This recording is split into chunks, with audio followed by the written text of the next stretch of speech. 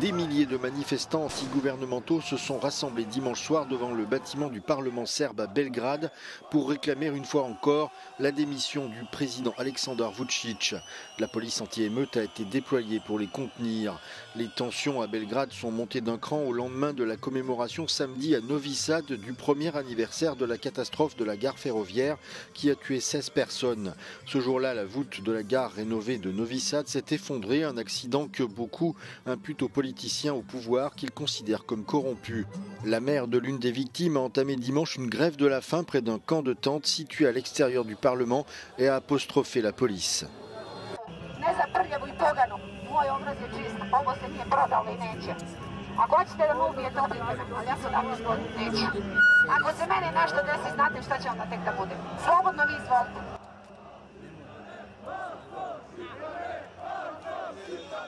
Tout le week-end, des dizaines de milliers de personnes se sont également rassemblées devant la gare de Novi Sad et dans quelques villes à travers le pays. Samedi, ils ont observé 16 minutes de silence, peu avant midi, 1 minute pour chaque victime de l'accident.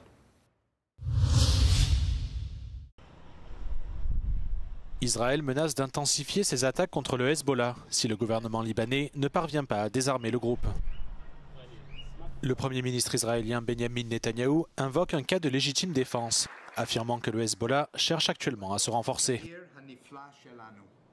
אנחנו מצפים מממשלת לבנון שתבצע את מה שהתחייבה לעשות, כלומר לפרז את חיזבאללה מנשקו, אבל ברור שאנחנו נממש את זכותנו להגנה עצמית, כפי שהדבר הזה נקבע בתנאי הפסקת האש.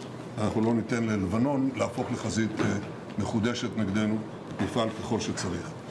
Dimanche, Israël a confirmé l'assassinat de 4 membres du Hezbollah, dans des frappes qui fragilisent encore le cessez-le-feu déjà précaire entre l'État hébreu et le groupe libanais. Une trêve entre les deux parties est en vigueur depuis novembre dernier, mais Israël a continué à lancer de fréquentes attaques dans le sud du Liban. Le Hezbollah a été considérablement affaibli depuis l'année dernière, mais le groupe maintient une présence armée au Liban. Dans le cadre de sa campagne contre le réseau énergétique ukrainien à l'approche de l'hiver, la Russie a lancé une nouvelle vague d'attaques dans les nuits de dimanche, ciblant les infrastructures de distribution.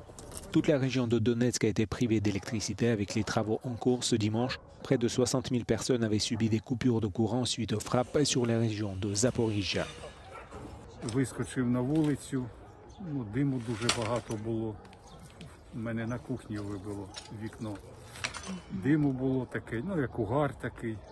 Темно, світла не було, якраз це було в нас планове відключення в цей момент. Au moins 13 personnes ont été tuées dans les frappes russes sur les régions de Dnipro, Odessa, Donetsk, Kherson et Kharkiv. La Russie a lancé 79 drones et 2 missiles balistiques sur des régions ukrainiennes. Par ailleurs, les forces de Kiev ont attaqué le port russe de Tuapse dans la région de Krasnodar. L'état-major ukrainien a confirmé les dégâts subis par la raffinerie. L'attaque aurait touché un pétrolier, des infrastructures de chargement et des bâtiments portuaires. La police britannique a arrêté 2 suspects après une attaque au couteau dans un train en Angleterre. Parmi les 9 personnes initialement considérées comme grièvement blessées, 4 ont depuis quitté l'hôpital. 2 personnes demeurent dans un état critique. No information on the two individuals thus far. Very difficult to know exactly how both individuals were involved. Le train partait de Doncaster près de York et se dirigeait vers la capitale, Londres, lorsque l'incident s'est produit vers 20 h l'heure locale, provoquant le chaos à bord. I was in Coach G and there was quite a few people coming through Coach G and one of the people that were coming through had my headphones on. Then heard them say, they've got a knife, I've been stabbed. And then when looking up, so they were making their way through the carriage to get away from the incident, from the suspect. They were extremely bloodied. La police britannique a précisé que les 2 interpellés sont des ressortissants britanniques de 32 et 35 ans et qu'actuellement rien ne permettait de penser qu'il s'agissait d'un incident terroriste. 5 alpinistes allemands sont morts dans une avalanche qui s'est produite samedi après-midi dans le nord de l'Italie. 3 corps avaient déjà été retrouvés samedi. Il s'agit de 2 hommes et d'une femme âgée de 30 à 50 ans. En raison des conditions météorologiques difficiles, les opérations ont été suspendues pendant la nuit. Les 2 derniers corps ont été retrouvés dimanche. Probabilmente aveva 17 anni, però non siamo sicuri perché quello lì è stato detto soltanto di quei due testimoni che hanno visto la valanga. Però quello che è sicuro è che è padre e figlia, quello siamo sicuri. Le drame s'est produit peu avant 16 h samedi, à environ 3200 mètres d'altitude. Les 5 alpinistes faisaient l'ascension du Vertenspitze, dans le massif alpin de l'Ortles, lorsque l'avalanche s'est déclenchée. L'alerte a été donnée immédiatement par des témoins de l'accident, et 2 survivants ont été héliportés vers un hôpital de Bolzano.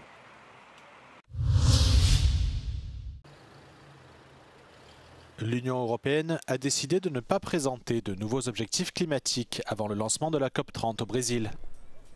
Conformément à l'accord de Paris, les gouvernements du monde entier mettent régulièrement à jour leurs contributions déterminées au niveau national ou CDN. Ces objectifs représentent les engagements de chaque pays pour réduire les émissions de gaz à effet de serre et s'adapter au changement climatique. Alors que plusieurs gouvernements ont déjà proposé leur nouveau CDN, l'UE a décidé de patienter jusqu'à l'ouverture de la COP30. Une décision que déplore André Guimarães, le directeur de l'Institut de recherche environnementale de l'Amazonie, qui appelle à une approche plus globale de la lutte climatique. Existia uma expectativa da presidência da COP brasileira de que mais NDCs seriam apresentadas durante a COP, durante a pré-COP. Algumas foram, mas algumas ausências foram enfim, indicadas, né, foram demonstradas, especialmente a ausência da Europa. Não há como a gente resolver a equação climática do planeta só com alguns países. Ou todo mundo está no jogo, ou nós não vamos conseguir resolver o problema. À une semaine de la COP30, l'Union européenne s'est contentée de publier une déclaration d'intention. Selon Bruxelles, celle-ci vise à faire avancer le débat pendant que les négociations internes se poursuivent. La politique climatique européenne se heurte à l'opposition croissante de certains États membres et fait les frais des tensions commerciales mondiales et de la guerre en Ukraine. L'UE assure cependant être en bonne voie pour atteindre ses objectifs. Eu acho que apesar das incertezas, o planeta tem que avançar. A mudança climática não vai parar e esperar a guerra acabar ou esperar a definição das tarifas acontecerem para ela demonstrar sua força. A força da mudança climática já está sendo demonstrada na forma de incêndios, na forma de secas, na forma de enchentes, na forma de incerteza para os investimentos. Les Nations Unies ont publié cette semaine un rapport récapitulant les 64 CDN déposés en septembre. Sur la base de ces premiers objectifs, le document estime que les émissions mondiales atteindront leur maximum avant 2030 et commenceront à diminuer d'ici 2035. Si elle salue les progrès au niveau mondial, l'ONU encourage les dirigeants à adopter des politiques climatiques plus ambitieuses. La COP30 débutera le lundi 10 novembre à Belém. Pour la première fois depuis 40 ans, l'UNESCO organise sa conférence générale en dehors de Paris et pour la première fois en Asie centrale. Plus de 2800 délégués de 190 pays se réunissent dans la ville historique de Samarcande, en Ouzbékistan, à l'occasion du 80e anniversaire de l'UNESCO et de l'ouverture de l'un des plus grands forums internationaux jamais organisés dans la région. La directrice générale de l'UNESCO, Audrey Azoulay, a parlé d'un moment historique, remerciant l'Ouzbékistan d'avoir ouvert les portes d'une ville que les écrivains ont un jour décrite comme le plus beau visage tourné vers le soleil.